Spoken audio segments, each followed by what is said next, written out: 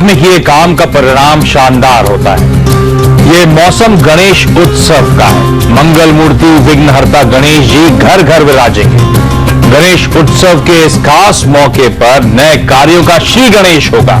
सवाल यह है कि बाजार में श्री गणेश करने का अच्छा वक्त क्या आ गया है? बाजार की चाल पर नजर रखने वालों की माने तो बाजार में कदम रखने का यह बहुत बढ़िया समय है। बाजार रिकॉर्ड ऊंचाई से काफी नीचे है।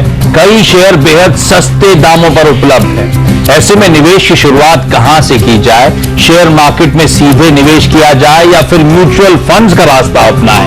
इन्हीं सवालों के जवाब आपको इस खास पेशकश में मिलेगा। हम आपको बताएंगे कि कहां करना है निवेश का श्री गणेश।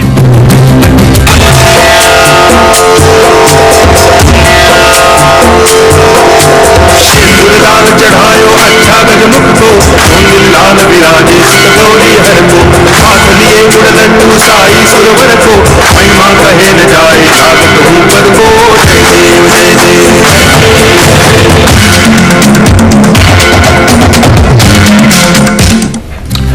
जी हाँ, तो निवेश का श्री गणेश सही समय है। जो निवेश अब तक साइड लाइन्स पर बैठे थे, स्टॉक मार्केट में निवेश करने का मन बना रहे थे, निवेश करना चाहते थे, उनके लिए स्टॉक मार्केट में आने का।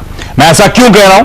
क्योंकि जिस निफ्टी बेंचमार्क्स की हम बात करते हैं, निफ्टी 50 की, वो साल के हाई से 10% नीचे है। मिड कैप इंडेक्स साल के हाई से 23% नीचे कामकाज कर रहा है और स्मॉल कैप्स तो 28-30% अपने हाई से करेक्ट होके इस समय कामकाज कर रहे हैं। तो कहा जाता है एक अपॉर्चुन टाइम है नए निवेशक के लिए बाजार में आने का, इन्वेस्ट करने का, इंडिया ग्रोथ स्टोरी का हिस्सा बनने का। सो निवेश का जो श्री गणेश है, आइडिया है कि एक beginners guide to stock market आपके सामने लेकर आए। और स्टॉक मार्केट में शुरुआत करने के दो तरीके हैं। एक तो म्यूचुअल फंड रूट के जरिए आप इन्वेस्ट करें और दूसरा डायरेक्टली चाहे तो स्टॉक्स खुद ही खरीद लें। पर बड़ा सवाल यह हम सबके जहन में ऐसे में आता है कि शुरू करें तो कहां से, कब शुरू करें, कौन से स्टॉक्स खरीदें या कौन सा म्यूचुअल फंड है जिस पे हमें दांव लगाना चाहिए। तो इन्हीं सवालों का जवाब लेकर आज हम आए और 3 एक्सपर्ट्स आप लोग की स्क्रीन पर आएंगे। 2 ऐसे जो स्टॉक मार्केट्स पे बड़ी पैनी नजर रखते हैं, जो मदद करेंगे कौन से वो स्टॉक्स हैं जहां पे हम इन्वेस्ट करें। तो स्टूडियोज में टारगेट इन्वेस्टिंग के समीर कालरा और एंजल ब्रोकिंग के मयूरेश जोशी आपको नजर आएंगे। और साथ साथ स्टूडियोज में दरअसल मेरे साथ रुंगटा सिक्योरिटीज के हर्षवर्धन रुंगटा भी हैं, जो मदद करेंगे ऐसे कुछ म्यूचुअल फंड चुनने में। अब ध्यान रखें, जब हम फर्स्ट टाइम एंट्रेंट्स की बात करते हैं या हम आमतौर पर रिटेल की बात करते हैं, तो हमारे बाजार में घुसने का एक ही डर रहता है कि साहब 100 रुपए लगाएं तो कम से कम 100 रुपए ना जाए, वो कम ना हो। तो पहला मोटिव है कैपिटल प्रोटेक्शन का। अब ये जरूर है कि इक्विटीज के अपने रिस्क हैं, तो 100 का 80, 85, 90 हो सकता है, लेकिन रिलेटिवली जहां पे कैपिटल ज्यादा प्रोटेक्ट कर सके हम उन स्टॉक्स पे आज फोकस करेंगे। कैपिटल प्रोटेक्शन प्राइमरी है, उसके बाद जो रिटर्न्स आने हैं वो अलग कहानी। तो ऐसे स्टॉक्स, ऐसे म्यूचुअल फंड्स पे हम बातचीत करना चाहेंगे आज, इसीलिए थोड़ा सा अलग है ये शो, इसीलिए ये निवेश का श्री गणेश करने वालों के लिए खास तौर पे शो है। लेकिन कालरा साहब, ये जो हम लोग मेंशन कर रहे थे, हाई से 10% Nifty, mid cap 20-25%, small cap 30%, ये क्या वाकई अपॉर्चुन टाइम है किसी फ्रेश एंट्रेंट के लिए, किसी स्टॉक मार्केट में घुसने वाला जो लंबे अरसे से इंतजार कर रहा था या जो रोते रहते थे बस मिस हो गई, उनके लिए घुसने का? मेरे ख्याल से ये बेस्ट टाइम है एक SIP शुरू करने का। कभी किसी ने सुना हो या कभी कोई चाहता हो इक्विटी में इन्वेस्ट करना, तो मेरे ख्याल से अगर आप किसी भी स्टॉक में अभी पकड़ के SIP शुरू करें तो वो एकदम मिड लो लेवल्स पे, नहीं तो लोएस्ट लेवल पे होगा।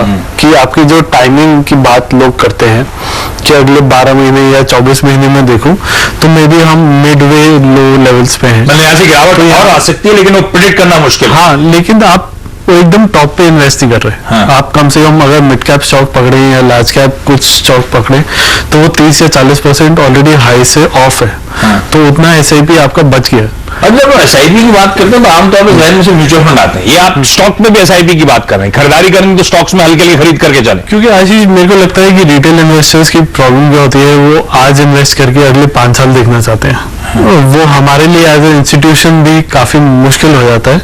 हम भी एक स्लोली उसमें ऐड करते हैं और खरीदते रहते हैं, लेकिन वो रिटेल इन्वेस्टर के लिए कब खरीदना है कब नहीं खरीदना है वो काफी मुश्किल हो जाता है। तो मेरे ख्याल से उनके लिए SIP मोड सबसे बेहतर रहता है, स्पेशली वॉलेटाइल मार्केट्स में, या अगले 6 से 9 महीने अगर आपको लो दिख रहे हो या ब्लिक दिख रहे हो तो मेरे को लगता है वहां पे SIP ज्यादा इंपॉर्टेंट हो जाता है। अच्छा निवेश, इस समय ब्रोकरेजेस का क्या हाल है वहां पे? जो आपके रिटेल इन्वेस्टर्स हैं उनकी तरफ से क्या रुझान है? क्या अभी भी डरे हुए हैं या आप लोग चाह रहे हैं पैसा लगाना? आप लोग क्या सजेस्ट कर रहे हो उनको?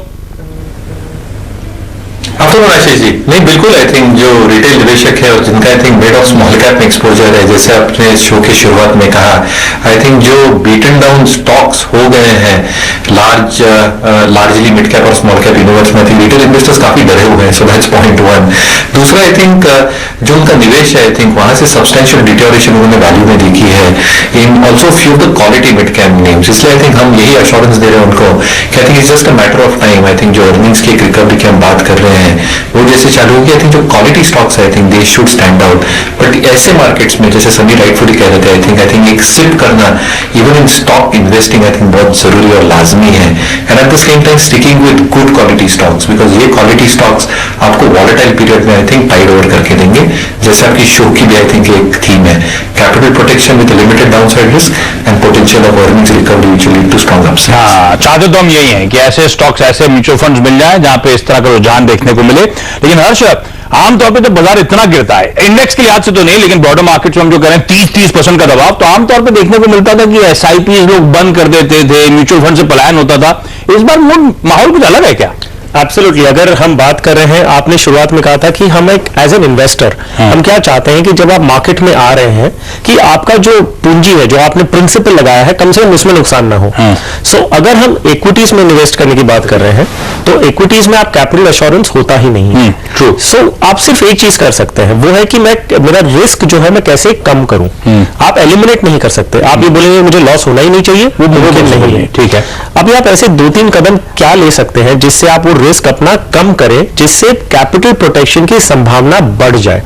खत्म हो जाए नहीं, ये हम बात नहीं कर रहे हैं। बिल्कुल सही। जैसे हम लोग स्टॉक मार्केट में क्या कहते हैं कि हाई बीटा स्टॉक्स में मत जाए, FMCG एक सेफर बेट होगा। तो मेरा आइडिया बेसिकली है कि सेफर स्टॉक्स मतलब इस तरह के वो स्टॉक्स हो, जैसे आप म्यूचुअल फंड में शायद ऐसे स्टॉक देखते हो, म्यूचुअल फंड ट्रैक करते हो जिनका बीटा कम हो लेकिन अल्फा ज्यादा जनरेट करके देते हैं मुझे। सो क्वेश्चन यही आ जाता है कि हम ये बात कर रहे हैं कि मैं कैसे अपना रिस्क कम करूं। अब वो रिस्क कम करने के 2 तरीके हैं, सिंपल। पहली है जो हम SIP की बात कर रहे हैं। SIP क्या करता है? SIP ये करता है कि मार्केट ऊपर नीचे करने वाला है, ये उसका इनहेरेंट फीचर है, आप उसे बंद नहीं कर सकते। ओके, आप उस वॉलेटिलिटी जो है उसको आप कैसे राइड करें, विच मींस वॉलेटिलिटी तो है, उसका फायदा आप अपने कैसे ले सकते हैं, वो फायदा आपको SIP के जरिए ही मिलता है। आप म्यूचुअल फंड के जरिए करें या डायरेक्टली कोई भी स्टॉक या एक बास्केट ऑफ स्टॉक्स आपने चूज कर रखा है।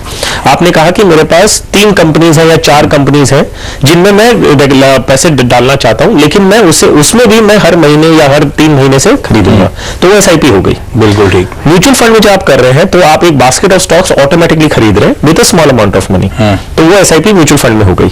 अब ये पॉइंट ये है कि दूसरा तरीका जिससे मैं अपना रिस्क डाइवर्सिफाई करूं वो क्या है। मान लीजिए आपने स्टॉक्स खरीदे, डायरेक्टली शेयर्स खरीद रहे हैं, तो आप कितने स्टॉक्स खरीदेंगे एक साथ में? कभी भी एक लिमिट होती है कि अगर आप महीने के 10,000 या 20,000 या 1 लाख रुपया भी डालना चाहते हैं महीने के, आप कितनी कंपनीज के स्टॉक्स खरीद पाएंगे? 3, 4, 5 कंपनी, उससे ज्यादा आप नहीं खरीद पाएंगे। अगर आप म्यूचुअल फंड के जरिए आते हैं तो 1,000 रुपए महीने के बेसिस पे भी आप कम से कम 30-40 कंपनीज का एक बास्केट बना रहे हैं।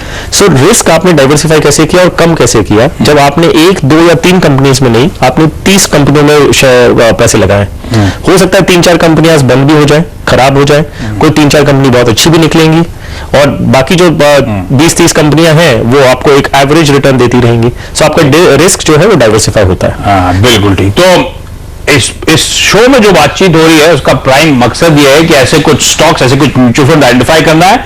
SIPs के जरिए चाहे वो स्टॉक्स हो, म्यूचुअल फंड हो, उनमें आप इन्वेस्टमेंट करें, एक मुश्त ना करें। और जैसे हर्ष कह रहे हैं 3-4 स्टॉक्स आप आइडेंटिफाई करेंगे, वो होमवर्क करने की जरूरत नहीं है। 2 एक्सपर्ट जो है आपको दरअसल 4 स्टॉक्स ऐसे देने वाले हैं जिसको मैं मानता हूं रिलेटिवली सेफर बेट्स होंगी हम फ्रेश एंट्रेंट्स के लिए, हम न्यूबीज के लिए जो स्टॉक मार्केट में उतरना चाहते हैं। चलिए हर्ष, आप ही शुरू करिए। एक ऐसा म्यूचुअल फंड जहां पे रिलेटिवली सेफर बेट से मैंने होता है उस फंड मैनेजर का ट्रैक रिकॉर्ड आप लोग ऑब्वियसली देखते होंगे, पास परफॉर्मेंसेस देखते होंगे, उस बेसिस पे कोई अच्छा म्यूचुअल फंड, मैं रिटेल हूं और मैं पहली बार मार्केट में आना चाहता हूं, बहुत ज्यादा रिटर्न नहीं, कैपिटल प्रोटेक्ट में कुछ बहुत मिल जाए सर।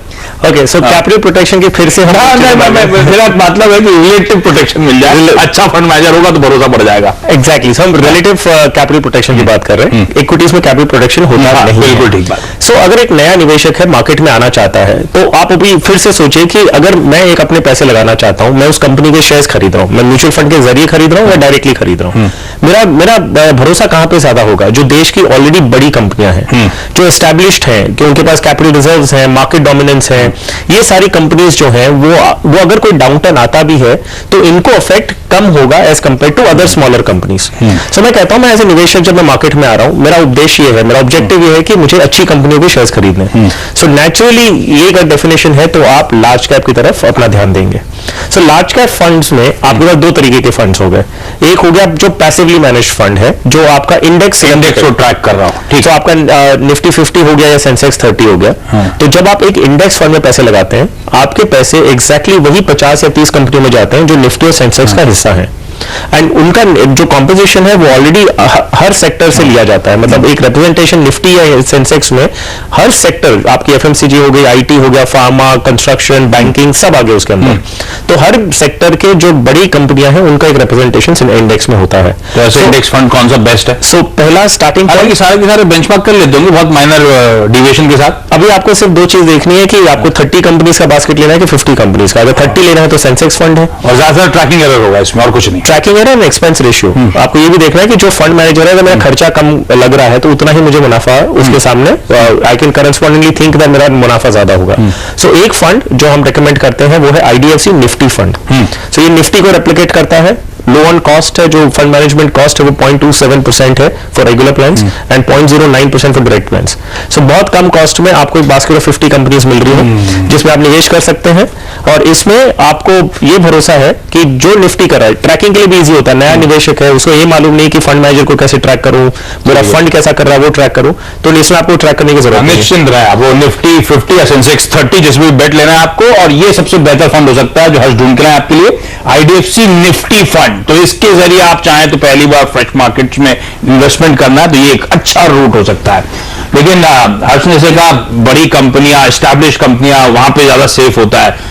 लेकिन कालवा साहब आजकल कुछ यहाँ पे भी गड़बड़ाहट होने लगी है, तो इसीलिए होमवर्क करना जरूरी है। हमने देखा कई सारी निफ्टी 50 कंपनीज किस तरह से वाइप आउट हो रही लिटरली। ऐसे में कोई दिग्गज स्टॉक अगर शुरू करना चाहो, पहले शुरू करना तो दिग्गज से शुरू करना चाहिए ना। हाँ, मेरे ख्याल से लार्ज कैप उसमें फिर ऐसी कोई रिलेटिव सेफर बेट तो मेरे ख्याल से एचडीएफसी लिमिटेड है, जो मुझे लगता है कि चाहे अगर आपको यहाँ से नीचे भी मिले या अभी भी इस प्राइस पे अगर आप एसआईपी शुरू करें, क्योंकि देखिए वो एनबीएफसी सेक्टर में एसआईपी जब शुरू करते तो हर महीने का पहला दिन या हर हफ्ता आप कैसे करते हो आप लोग?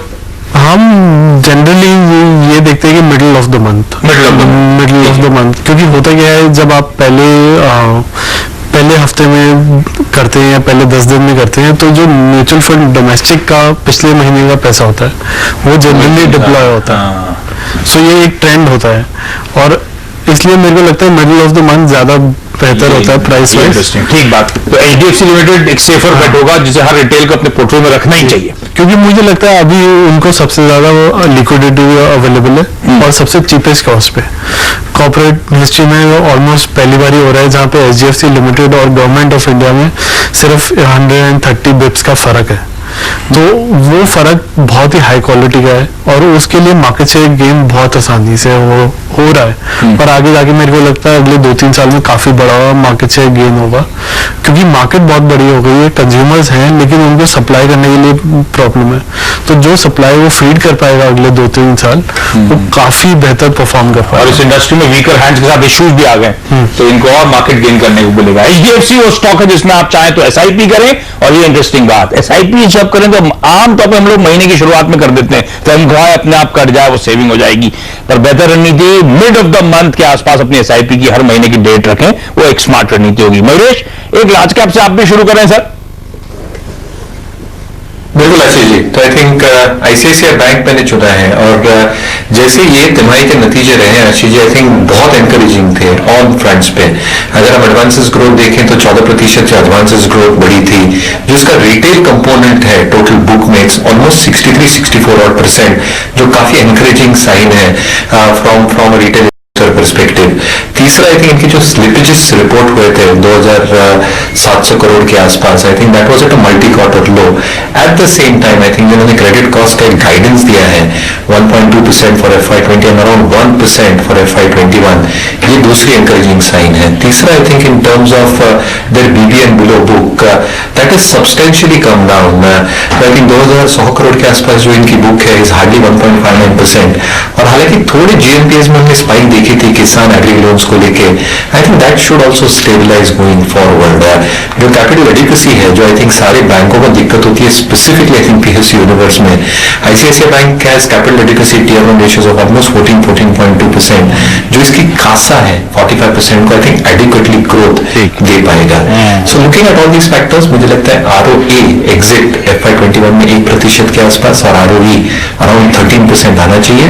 Adjusted book excluding subsidy valuation is almost 1.5% और अच्छे सब्सिडीज के पास AMC इंश्योरेंस कंपनीज, तो मुझे लगता है आई थिंक काफी बेहतर स्टॉक होगा for the long term perspective. नया निवेशक मयूरेश के ज्ञान से डर जाएगा, लेकिन fact of the matter is कि ICICI बैंक आसान शब्दों में खरीदारी करने के बेहतरीन मौके, तमाम पॉजिटिव्स मयूरेश ने हाईलाइट कर दिए.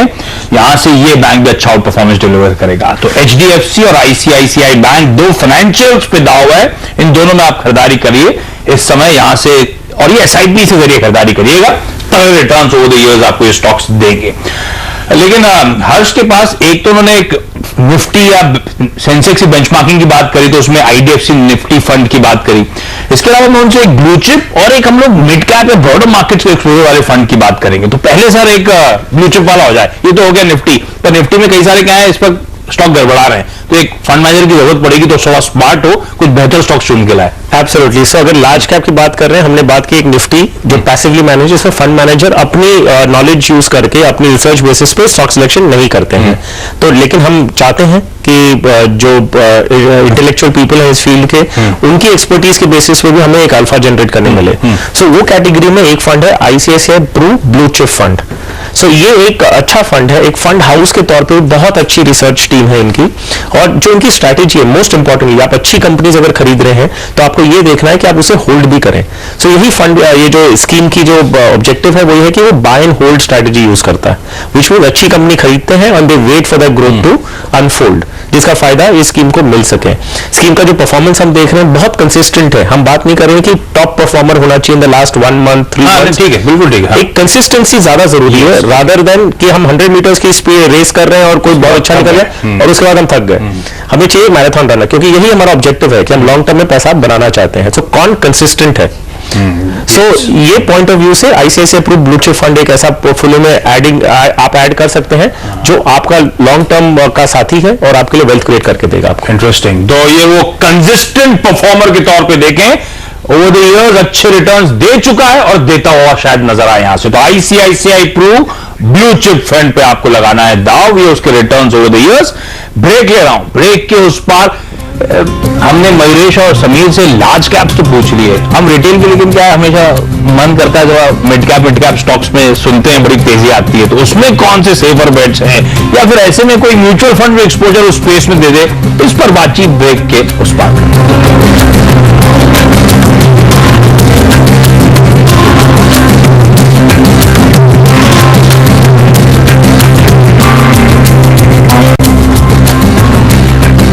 ब्रेक के बाद आपका स्वागत है निवेश का श्री गणेश. तो जो लोग साइडलाइंस पे बैठे थे, जो शेयर बाजार में आना चाहते थे, उन्हीं के लिए ये प्रोग्रामिंग हमने सामने रखी है कि कैसे इन्वेस्टमेंट्स का श्री गणेश करें.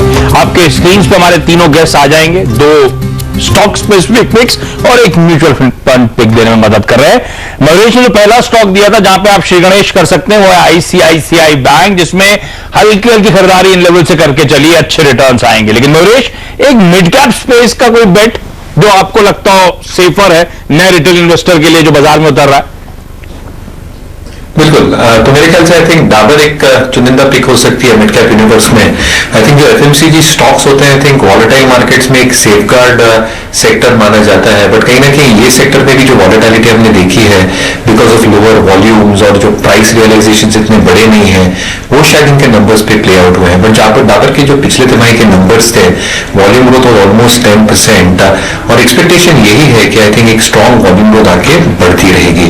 रूरल इज ऑलमोस्ट 40-45% 25%, और जो रूरल की दिक्कतें चल रही हैं, I think Dabur is trying to mitigate that going through the direct route. तो आई थिंक जिनका डायरेक्ट चैनल होता है सप्लाई चेन काट रहे, almost 70-75% of the village penetration Dabur खुद से कर चुका है। तीसरा, आई थिंक इनका एक बहुत डिवर्सिफाइड पोर्टफोलियो है, डाइजेस्टिव्स, OTC, ethical, skin care, shampoos, जो आप कहे, आई थिंक ओरल केयर। तो आई थिंक सारी चीजों में आई थिंक ये बने हुए हैं, और कहीं ना कहीं इनकी मार्केट लीडरशिप है in each of these categories. Fourth, I think EBITDA margin है, ये 20% के आसपास कंपनी मेंटेन करनी चाहिए, and they should generate a reasonable ROE of 23-25%। तो मुझे लगता है कि एक बार चुनिंदा पिक हो सकती है। और ये वो अच्छा, ये अच्छी बात है रिटेल की हमारे की धंधे जो आ रहे हैं हम लोग समझते हैं।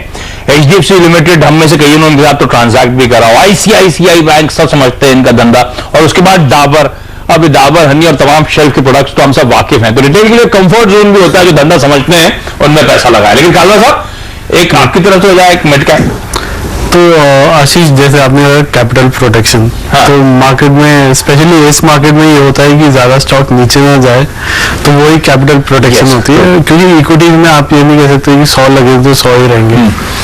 तो मेरे ख्याल से पेट्रोनेट LNG एक ऐसा स्टॉक है जहाँ पे मुझे लगता है कैपिटल प्रोटेक्शन सबसे पहला पॉइंट ऑफ व्यू है, और दूसरा वो फंडामेंटल्स को रिएक्ट करता है। क्या करती है? मेनली इसका काम ये है कि जो इंडिया में गैस इंपोर्ट होती है, तो इनके पास 3 शिप्स हैं, तो ये कतार के साथ लॉन्ग टर्म कॉन्ट्रैक्ट में है, और वहाँ से शिप में ये LNG उठाते हैं और इंडिया लेके आते हैं, और यहाँ पे वो रीगैस करके गेल के लिक्विड फॉर्म में कन्वर्ट करके लिक्विड फॉर्म में लेके आते हैं, उसको फिर गैस में तो कन्वर्ट उसको रीगैसिफिकेशन भी करते हैं और डायरेक्ट ट्रांसपोर्ट भी करते हैं।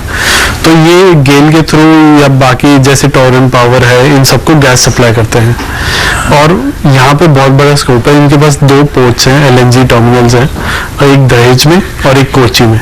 कोची का बन चुका है, सब ऑपरेटेबल है, लेकिन गेल की जो पाइपलाइन है वो इस साल डिप्लॉय होनी है। तो इस साल अगर वो डिप्लॉय हो जाएगी तो काफी बड़ा। इनके प्रमोटर है क्या? नहीं, गेल में एक हिस्सेदारी, गेल की एक हिस्सेदारी है। अच्छा, तो गवर्नमेंट ओन्ड है सारी, BPCL है, गेल है, तो ये सारे प्रमोटर्स हैं। और इनमें ये है कि अगर आगे जाके इंडिया गैस बेस्ड इकोनॉमी बननी है, क्योंकि अगर आप सिटी गैस देखें तो वो सबसे बड़ा लेग अप मिलना है अब गवर्नमेंट से, तो मुझे लगता है वहां पे बहुत बड़ी एक अपसाइड है। ओके, तो पेट्रोनेट LNG देखिए, बातचीत करते धंधा भी समझ में आने लगा, और एक इंटरेस्टिंग प्ले हो सकता है यहाँ से। रिलेटिव डाउनसाइड लिमिटेड है और अच्छे रिटर्न स्टॉक इवेंचुअली देगा। मैं लंबी अवधि की मान के चल रहा हूँ, ये तो खैर 12 मंथ के टारगेट आप लोग की स्क्रीन पर, ये लंबी अवधि के लिहाज से बहुत अट्रैक्टिव हो सकता है। हर चीज क्विकली, अब समय खत्म हो रहा है, एक मिड कैप फंड समझाएं। वेल, मिड कैप कैटेगरी में हमने पिक किया है एक्सिस मिड कैप फंड। 2-3 चीजें हैं, यू नो व्हाई, कि एक है कि जब हम मिड कैप में इन्वेस्ट करते हैं, हमारा ऑब्जेक्टिव ये होता है आज जो मिड कैप है वो कल जाके लार्ज कैप बनेगा, विच मींस ग्रोथ, जो इकोनॉमी में ग्रोथ होगी उसके वो जो बेनिफिट्स है सबसे ज्यादा कैप्चर कर सके। यही फंड की फिलॉसफी है। जब वो इन्वेस्ट करते हैं, इनकी ग्रोथ ओरिएंटेड फिलॉसफी है कि हम ये देख रहे हैं कि कौन सी कंपनी, अगर कोई भी इकोनॉमिक बेनिफिट मिलता है तो वो उस कंपनी में बेनिफिट ले सके। सो फंडामेंटल्स भी मैच करते हैं विद द ऑब्जेक्टिव्स, और जो सेक्टर रिप्रेजेंटेशन है वो अराउंड 10 to 12 सेक्टर्स को रिप्रेजेंट करता है। तो कहीं भी अगर बेनिफिट दिखता है और वो स्कीम में आ जाए, वो स्कीम आपको एक बास्केट बना के दे रहा है जिसमें आपको ऑल अक्रॉस, आपका FMCG डाबर हो या पेट्रोनेट LNG हो, आप कोई भी सेक्टर्स की बात करें, सब सेक्टर्स का रिप्रेजेंटेशन है, और वो आपको एज ए लेमैन इन्वेस्टर आपको दिमाग नहीं लगाना है, आप सीधा एक फंड ले लें, फंड मैनेजर आपके लिए वो काम कर रहा है और आपको पोटेंशियल दे सकता है। इंटरेस्टिंग। अच्छा, तो ये रहा निवेश का एक प्लेट बनाई आपने, तो वो दिखाइए। फाइनली अगर आप स्टॉक मार्केट्स में निवेश की शुरुआत करना चाहते हैं, श्री गणेश करना चाहते हैं, तो लार्ज कैप स्टॉक्स हैं HDFC लिमिटेड और ICICI बैंक, जहां पे दाव लगाया जा सकता है। मिड कैप स्पेस में आप पेट्रोनेट LNG और डाबर जैसे काउंटर्स पे दाव लगा सकते हैं। और अगर डायरेक्ट इक्विटी एक्सपोजर नहीं चाहते, नहीं करना आता, तो म्यूचुअल फंड है आपकी स्क्रीन पर। IDFC निफ्टी फंड, जो एक पैसिव फंड है, निफ्टी को एमुलेट करने की कोशिश करता है। ICICI pro blue chip fund, जो कंसिस्टेंट रिटर्न देने के लिए जाना जाता है। और एक्सिस मिड कैप फंड, जो यहां से जिस तरह की स्टॉक पिकिंग है और गजब के स्टॉक्स हैं इस पोर्टफोलियो में, पसंद आता है एक्सपर्ट्स को। तो ये वो इक्विटी, ये वो म्यूचुअल फंड का एक्सपोजर है जिसके चलते आप, जिनके जरिए आप इक्विटीज में, स्टॉक मार्केट्स में आप इन्वेस्टमेंट्स कर सकते हैं। आप तीनों का धन्यवाद वक्त निकालने के लिए, इस तरह की बेहतरीन आइडिया समझाने के लिए हम सबको, और आप सबका इस खास पेशकश को देखने के लिए। नमस्कार।